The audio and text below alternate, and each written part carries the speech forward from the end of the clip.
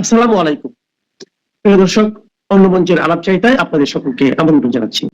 আচ্ছা, বাংলাদেশের প্রধানমন্ত্রী শেখ হাসিনা তার মামলা তুলে নেওয়ার ব্যাপারে এবং তাকে পূর্ণ রাজনৈতিক কর্মকাণ্ডের পরিবেশ তৈরি করে দেওয়ার জন্য যে 1 নম্বর 2 নম্বর পয়েন্ট যেটা ছিল, যেটাই বলেছিলেন যে জয়শঙ্কর যে ডেকে পাঠিয়েছেন সেটা নিয়ে সম্ভবত আলোচনা হবে, তো সেটা নিয়েই আলোচনা হয়েছে এবং ফিক্সড ডেট জানতে চেয়েছেন জয়শঙ্করজি।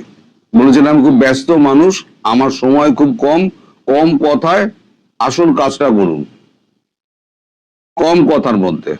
কারণ জয়শঙ্করজিরও প্রচুর ওভারলোডেড জয়শঙ্করজি, মানে যেখানে এখন কমনওয়েলথে ওখানে গেছে সেখানে লম্বা লাইন পড়েছে তার সঙ্গে দেখা করার জন্য। তিনি 5-7 মিনিটের মতো বেশি কথা বলতে পারছেন না। মানে এটা খলিলুর রহমানের কথা যে তিনি এত ওভারলোডেড, তিনি মেজাজ হারাচ্ছেন না, কিন্তু সবাইকে অল্প অল্প সময় ভাগ করে করে দিচ্ছেন এবং কাজের কথাটুকু বলে বেরিয়ে যাও, এইটা হচ্ছে ব্যাপার।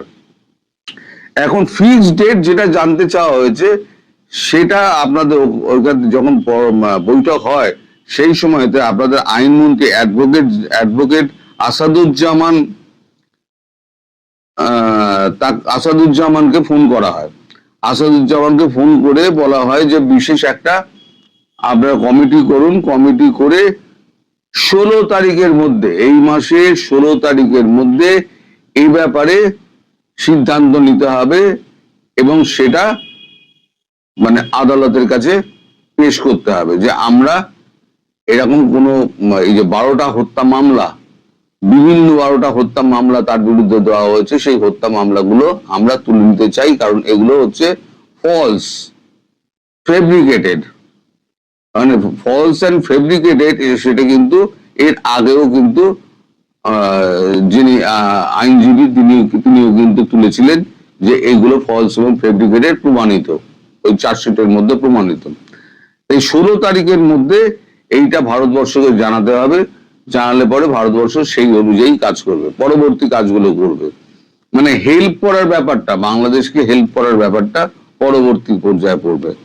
আচ্ছা, আপনারা তো জানেন যে সবাই কালকেই আপনারা জেনে গেছেন যে 87 জন সমন্বয়ক আপনাদের সমস্ত ডিজাইন করেছে, একযোগে 87 জন ডিজাইন করেছে। এখন ডিজাইন করার কারণটা কি?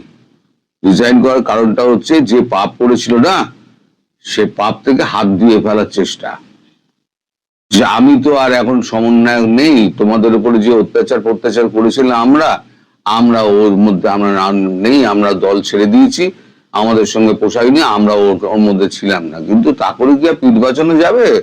এখন ব্যাপার হচ্ছে যেটা, সেটা হচ্ছে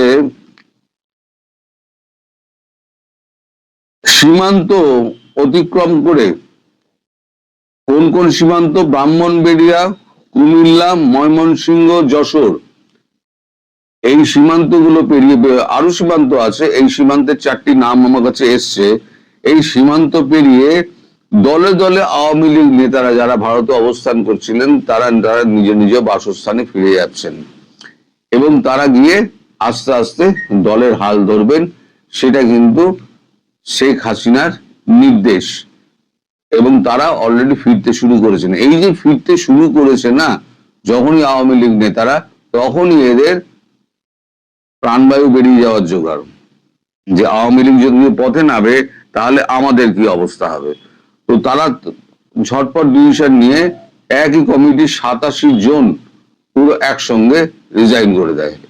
এর আগে রিজাইন করেছে, টুকটাক এদিক ওদিক রিজাইন করেছে, কিন্তু একসঙ্গে একটা জেলা কমিটির, উপজেলা কমিটির 87 জন একেবারে একসঙ্গে রিজাইন করাটা, এটা কিন্তু কখনো এর আগে ঘটেনি।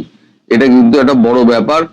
এটা কিন্তু মানে এনসিপির পক্ষে কিন্তু খুব একটা খারাপ নিদর্শন, কারণ এনসিপি কিন্তু ধীরে ধীরে ধীরে ধীরে দুর্বল হচ্ছে। আমি বলেছিলাম না, সব কটাকে রাস্তা দিয়ে দৌড় করাবে, জামা কাপড় একেবারে ছিঁড়ে লিঙ্কটি পরে দৌড় করাবে, এদের অবস্থা ধীরে ধীরে ধীরে ধীরে সেই দিকে যাচ্ছে।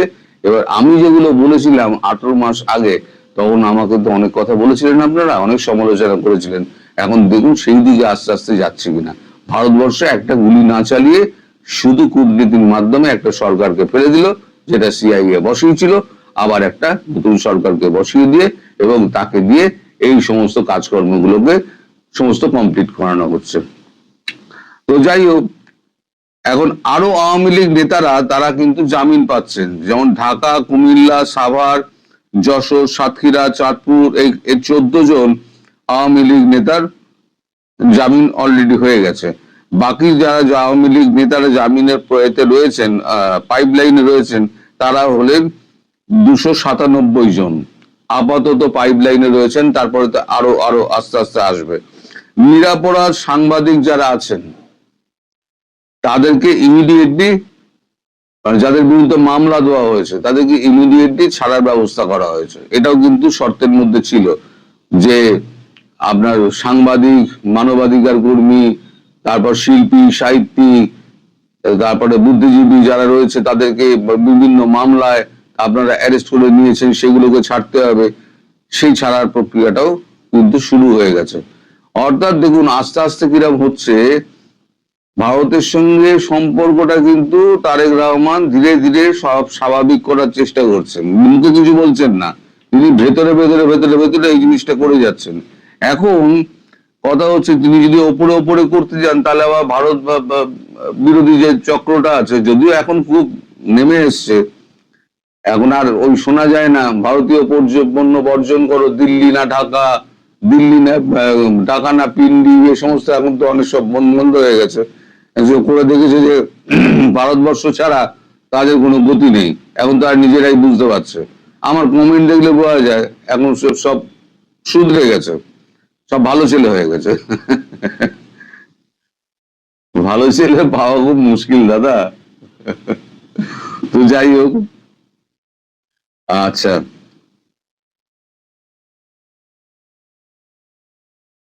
এই যে আওয়ামী লীগকে যে ব্যান করার ব্যাপারটা, এটা একটা নির্বাহী আদেশের মাধ্যমে কোর্টের কাছে দেওয়া হচ্ছে, কোর্টের ঘাড়ে ফেলে দেওয়া হলো, কোর্ট মারফত এটাকে বাতিল করানো হবে।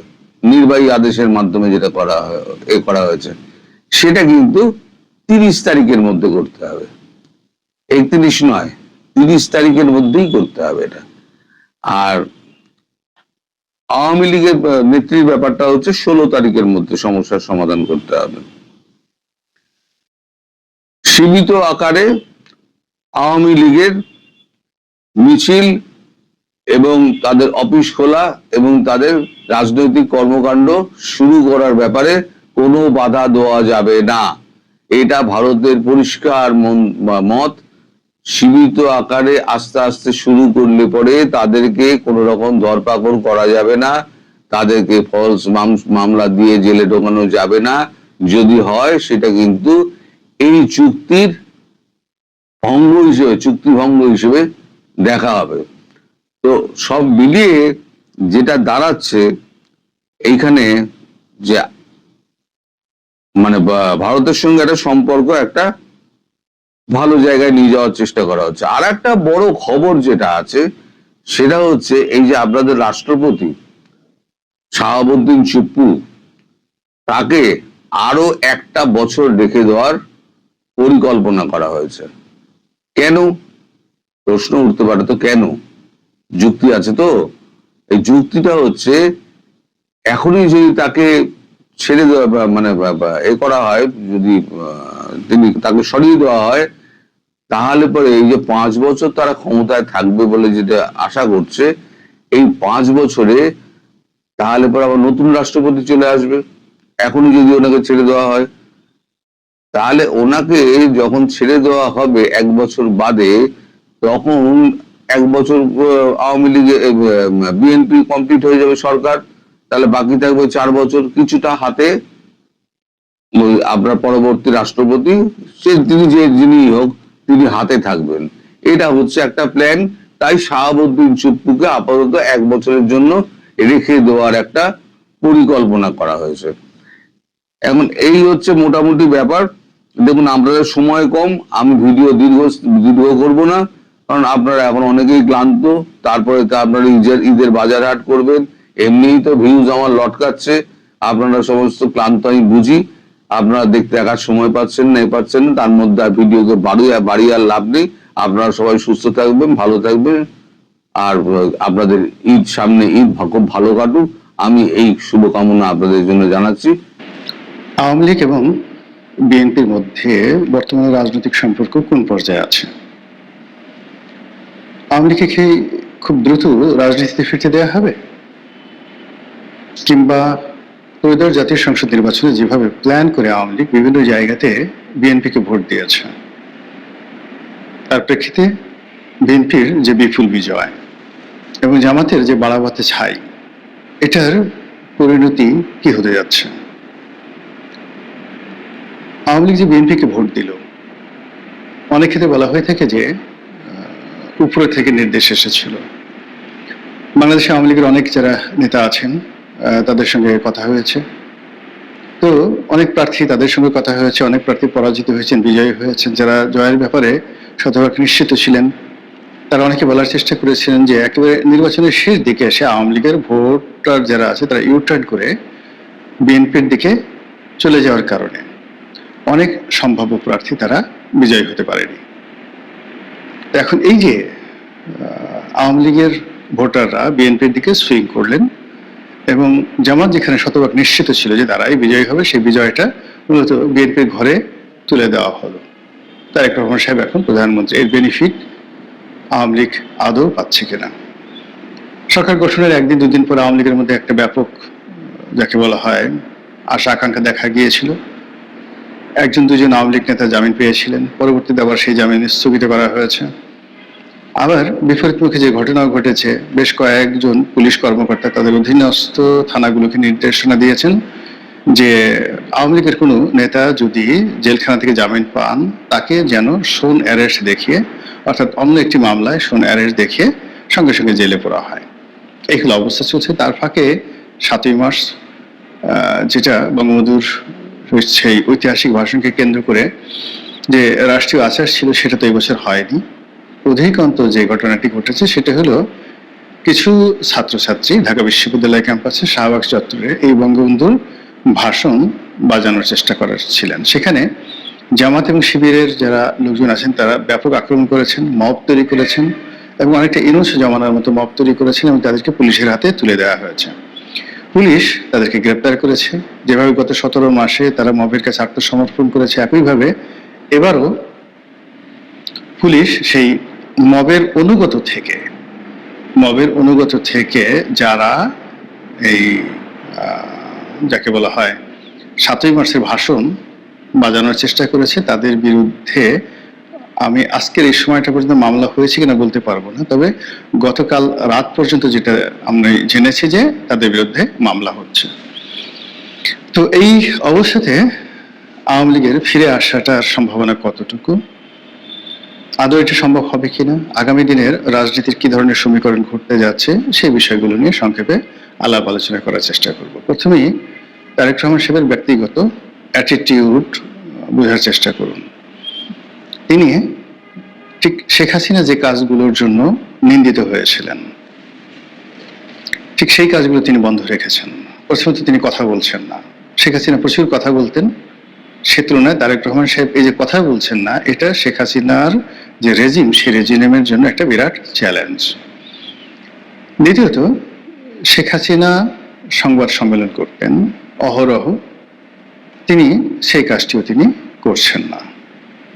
তারপর শেখ হাসিনা চলাফেরা করতেন প্রধানমন্ত্রীর মতো, একেবারে একটি যাকে বলা হয় রাজাবাদশার যে স্টাইল, বা ধরুন পৃথিবীর সবচেয়ে পাওয়ারফুল একজন প্রধানমন্ত্রী যেইভাবে রাজস্বিকতা নিয়ে চালচলন করেন, শেখ হাসিনা ঠিক সেইভাবে চলতেন। বিশ্বের বিভিন্ন দেশে চার্টার প্লেন করে যেতেন, তার সঙ্গে 200-250 সঙ্গী সাথী থাকতেন। তারপর তিনি প্রায়ই গণভবনে সেই রাজকীয় ভোজের আয়োজন করতেন, নৃত্য হতো, গীত হতো, গল্প হতো, কবিতা হতো, আরো কত কিছু। সব মিলিয়ে আরব্য রজনীর যে কাহিনী, সেই কাহিনীর মতোই তিনি তার যে রাজনৈতিক জীবন, সেই রাজনৈতিক জীবনটাকে তিনি বর্ণাঢ্য করে ফেলেছিলেন। অন্যদিকে তারেক রহমান সাহেব শেখ হাসিনার এই কর্মটিকে রীতিমতো চ্যালেঞ্জ ছুঁয়ে দিয়েছেন। তিনি একেবারে নিপাট একজন নিম্ন মধ্যবিত্ত যুবকের মতো চালচলন করেন। তার পোশাক, তার হাতের ঘড়ি, তার প্যান্ট, তার পায়ের জুতো, সবকিছুই আপনি বলতে